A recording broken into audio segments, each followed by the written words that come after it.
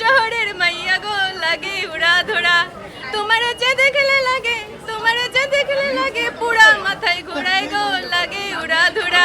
ছবিটা পুরাই mind blowing, এত সুন্দর ছবি আর কি কখনো চিন্তাই করি নাই যে এই টাইপের মুভি বাংলাদেশিরা কখনো এই করতে পারবো, বাংলাদেশে হয়ে এরকম মুভি একটা দেখতে পারবো।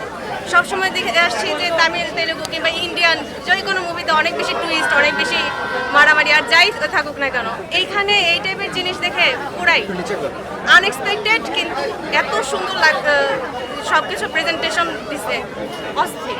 আচ্ছা, আমরা দেখছি অনেকে বলছেন কেজিএফ এর কপি, কি বলছেন? না, কখনোই না, কেজিএফ এর কপি কোনো দিক দিয়ে মনে হয় নাই।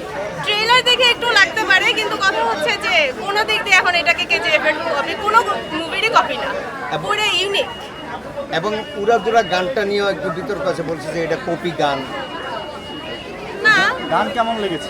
গানটা উড়াধুরার মতোই, গানটা উড়াধুরা। গাইতে পারবেন একটু, যেহেতু চিল মুডে আছেন আপনারা? না দিলেন না, এটা বেসুরো হবে, নো ডাউট অ্যাবাউট, কিন্তু যেহেতু এক্সাইটিং এবং এন্টারটেইনমেন্ট পেয়েছেন, দ্যাটস তুমি কোন শহরের মাইয়া গো লাগে উড়া ধরা, তুমি কোন শহরের মাইয়া গো লাগে উড়া ধরা তোমার যে দেখলে লাগে পুরা মাথায় ঘোরায় গো লাগে উড়া ধরা। বাংলাদেশে এই ধরনের সিনেমা আমরা আরো এক্সপেক্ট মানে অলওয়েজ এক্সপেক্ট করে আসছি, কিন্তু আমাদের এক্সপেকটেশনটা মিট করতে পারি না, কিন্তু এবার আমরা খুবই স্যাটিসফাইড মুভি দেখে।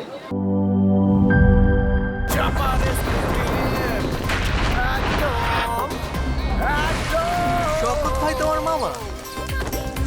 আজব খাও, চাপার জোর বাড়াও।